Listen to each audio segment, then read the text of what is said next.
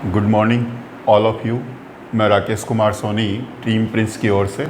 साथियों, इससे पहले अपन ने बायोटेक्नोलॉजी के पार्ट 2 तक जो पढ़ा था उसमें ये पढ़ा था कि रेस्ट्रिक्शन एंडोन्यूक्लिएज एंजाइम या प्रतिबंधित एंडोन्यूक्लिएज एंजाइम होता है, वो कैसे कार्य करता है, किस प्रकार से डीएनए को समान लंबाई के खंडों में काटता है।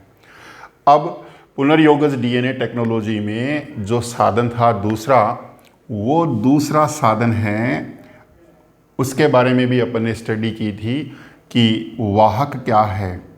वाहक में अपन ने PBr 322 जो प्लाज्मिड था, उस प्लाज्मिड की स्ट्रक्चर और उसकी विशेषताएं पढ़ी थी। अब दूसरा प्लाज्मिड एक और होता है जिसका नाम है TI plasmid. TI plasmid, T for है ट्यूमर, I फॉर है इंड्यूसिंग, यानी ट्यूमर प्रेरक प्लाज्मिड, इसका हिंदी में नाम है।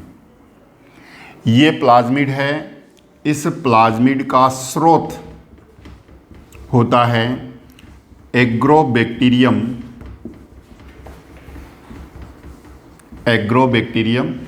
ट्यूमीफेंसियस जीवाणु होता है।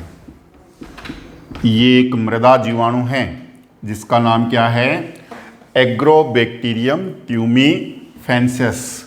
इस जीवाणु में पाया जाता है क्या, TI प्लाज्मिड। TI प्लाज्मिड का पूरा नाम है ट्यूमर प्रेरक प्लाज्मिड, ट्यूमर इंड्यूसिंग प्लाज्मिड। साथियों, ये प्लाज्मिड जो है, ये प्लाज्मिड द्विबीजपत्री जो पादप हैं, उन द्विबीजपत्री पादपों में एक रोग उत्पन्न करता है, एक रोग का रोगजनक है। वो रोग कौन सा उत्पन्न करता है, क्राउन गॉल ट्यूमर रोग उत्पन्न करता है, या हिंदी में इस रोग का नाम है किरीट पिटिका। ये रोग उत्पन्न करता है कौन, ये TI प्लाज्मिड। इस TI प्लाज्मिड की संरचना में क्या होता है कि ये जैसे एक TI प्लाज्मिड है, इस TI प्लाज्मिड में एक लेफ्ट टू राइट और right to left, left to right और राइट टू लेफ्ट, दोनों दिशाओं में लगभग 25 न्यूक्लियोटाइडों का दोहराया हुआ अनुक्रम पाया जाता है। इस 25 न्यूक्लियोटाइडों के दोहराए हुए अनुक्रम को TDNA क्षेत्र कहते हैं। ये TDNA क्षेत्र है, वो इस द्विबीजपत्री पादप में क्राउन गोल ट्यूमर या किरीट पिटिका रोग उत्पन्न करने के लिए जिम्मेदार होता है। बायोटेक्नोलॉजी में क्या किया जाता है कि इस TI प्लाज्मिड से, जो ये TI प्लाज्मिड है, उस TI प्लाज्मिड में से जो क्राउन गोल ट्यूमर रोग उत्पन्न करने के लिए उत्तरदायी भाग है, जिसको अपन ने क्या कहा, TDNA क्षेत्र कहा, इस TDNA क्षेत्र को हटा दिया जाता है। तो ये TI प्लाज्मिड ऐसा TI प्लाज्मिड हो गया जिसमें क्या नहीं है, जिसमें नहीं है TDNA क्षेत्र। अर्थात TDNA क्षेत्र रहित जो TI प्लाज्मिड होगा, उसमें उसके द्वारा द्विबीजपत्री पादपों में क्राउन गोल ट्यूमर रोग उत्पन्न करने की क्षमता क्या हो जाएगी, समाप्त हो जाएगी। इस प्रकार के रोगजनक को अपन निशस्त्रीकृत रोगजनक कहेंगे। तो ऐसा TI प्लाज्मिड जिसमें से TDNA क्षेत्र को हटा दिया गया, तो TDNA क्षेत्र रहित जो TI प्लाज्मिड है, जिसमें द्विबीजपत्री पादपों में क्राउन गोल ट्यूमर रोग उत्पन्न करने की क्षमता क्या हो गई है, समाप्त हो गई है, उसको अपन क्या कहेंगे, निशस्त्रीकृत TI प्लाज्मिड कहेंगे। और इस प्रकार के रोगजनक को, जिसमें रोग उत्पन्न करने की क्षमता को समाप्त कर दिया जाता है, उसको हम क्या कहेंगे, निःशस्त्रीकृत रोगजनक कहेंगे। अब बायोटेक्नोलॉजी में टीडीएनए वाले क्षेत्र के स्थान पर इच्छित गुण वाले वी जातीय डीएनए को जोड़ दिया जाता है और एक रिकॉम्बिनेट डीएनए बना लिया जाता है। अब ये निःशस्त्रीकृत रोगजनक टीआई प्लाज्मिड जिसके ऊपर क्या जॉइंट हो गया है, जिसके ऊपर इच्छित गुण वाला डीएनए है वो जुड़ गया है, पुनर्योगज डीएनए बन गया है।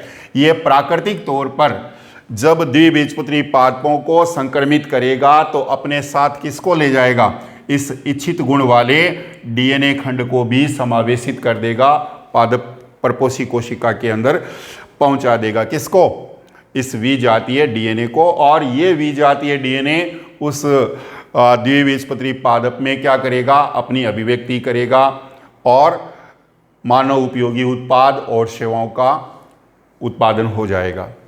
अब देखिए साथियों कि टीआई प्लाज्मिड के बाद जो वाहक अपन ने पढ़े, उसके बाद जो रिकॉम्बिनेंट डीएनए टेक्नोलॉजी है, उस रिकॉम्बिनेंट डीएनए टेक्नोलॉजी में तीसरा जो साधन है वो तीसरा साधन होता है परपोषी कोशिका। परपोषी कोशिका बायोटेक्नोलॉजी में, पुनर्योगज डीएनए टेक्नोलॉजी में मुख्यतः परपोषी कोशिका में के रूप में ई कोलाई जो जीवाणु होता है, उस ई कोलाई जीवाणु कोशिका के K12 प्रभेद का परपोषी कोशिका में बहुतायत से उपयोग किया जाता है। तो यहाँ पर एक छोटा सा क्वेश्चन है कि पुनर्योगज डीएनए टेक्नोलॉजी में परपोषी कोशिका के रूप में किसका उपयोग किया जाता है, तो परपोषी कोशिका के रूप में किसका उपयोग किया जाएगा, ई कोलाई जीवाणु के K12 प्रभेद का बहुतायत से उपयोग किया जाएगा। हालांकि परपोषी कोशिका के रूप में कोई जंतु कोशिका हो सकती है, कोई अन्य पादप कोशिका भी हो सकती है और अन्य कोई सूक्ष्म जीव की कोशिका हो सकती है, लेकिन मुख्यतः प्रयुक्त होने वाली परपोषी कोशिका कौन है, ई कोलाई जीवाणु का K12 प्रभेद है। साथियों आपको जानना है कि ई कोलाई जीवाणु के K12 प्रभेद में ऐसी कौन सी बातें हैं, ऐसी क्या विशेषताएं हैं जिसके कारण से इसका उपयोग परपोषी कोशिका के रूप में बहुतायत से किया जाता है। तो उसके कुछ कारण हैं। एक कारण तो ये है कि इस ई कोलाई का कृत्रिम संवर्धन माध्यम में आसानी से संवर्धन किया जा सकता है, आसानी से संवर्धन किया जा सकता है। इस कारण से ई कोलाई जीवाणु के K12 प्रभेद का परपोषी कोशिका के रूप में यूटिलाइजेशन किया जाता है। दूसरा, इसका स्वयं का कोई प्रतिबंधित एंडोन्यूक्लिएज एंजाइम नहीं होता है। तो इसमें स्वयं का अपना कोई एंडोन्यूक्लिएज एंजाइम नहीं है। इस कारण से इसका उपयोग बायोटेक्नोलॉजी में परपोषी कोशिका के रूप में बहुतायत से किया जाता है। इसमें पुनर्योगज या रिकॉम्बिनेंट डीएनए को आसानी से स्थानांतरित किया जा सकता है, आसानी से स्थानांतरित किया जा सकता है। इस कारण से इस ई कोलाई जीवाणु के K12 प्रभेद का बहुतायत से परपोषी कोशिका के रूप में उपयोग किया जाता है। इसमें रूपांतरित व अरूपांतरित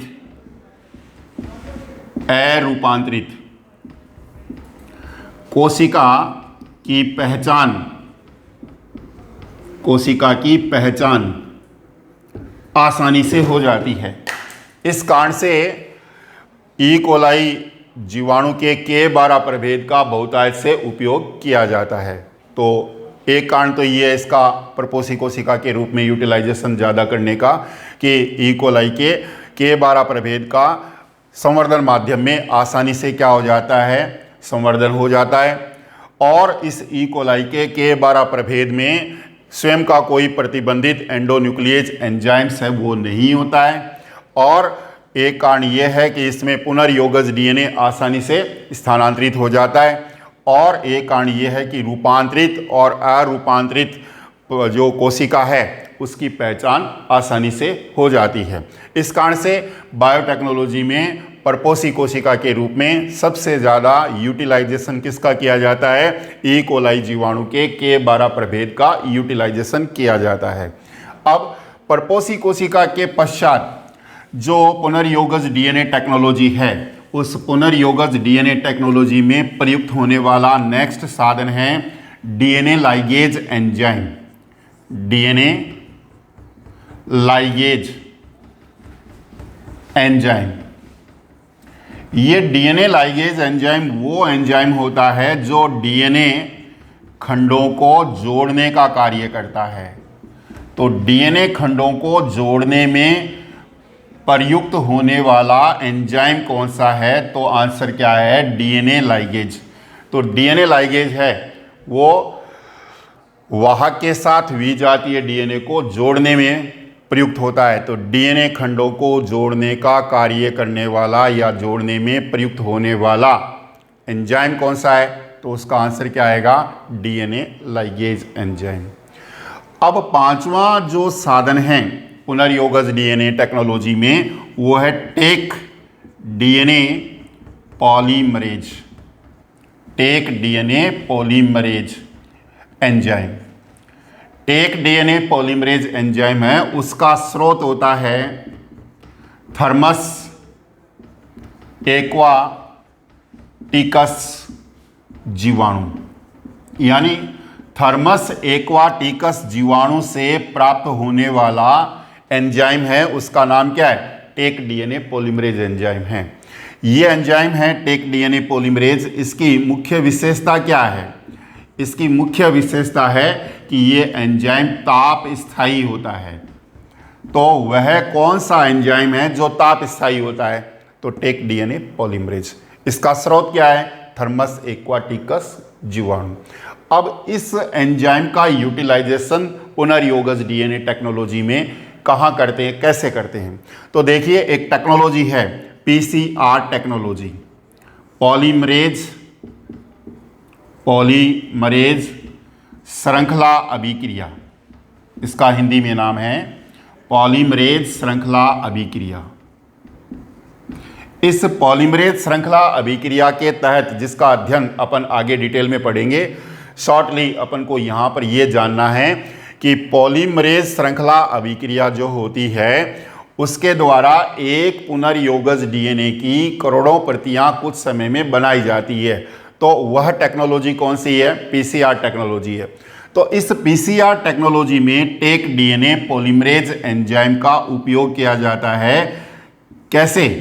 कि एक पुनर्योगज डीएनए को जब अपन ताप विकृति देते हैं तो वह ताप विकृति के कारण से नष्ट नहीं हो जाए, उसको बचाने के लिए हम पुनर्योगज डीएनए को किससे उपचारित करते हैं? टेक डीएनए पॉलीमरेज एंजाइम से उपचारित करते हैं, क्योंकि ये एंजाइम क्या है? ताप स्थायी है। और ये किससे प्राप्त हुआ? इसका स्रोत क्या है? थर्मस एक्वाटिकस जीवाणु से ये एंजाइम है वो प्राप्त होता है। साथियों, मैंने पुनर्योगज डीएनए टेक्नोलॉजी में प्रयुक्त होने वाले साधनों के बारे में अभी तक आपको बताया है। प्रयास कीजिए, समझिए और हमें एनकरेज करने के लिए ज़्यादा से ज़्यादा हमारे चैनल को सब्सक्राइब कीजिए, बेल आइकॉन का बटन प्रेस कीजिए। धन्यवाद।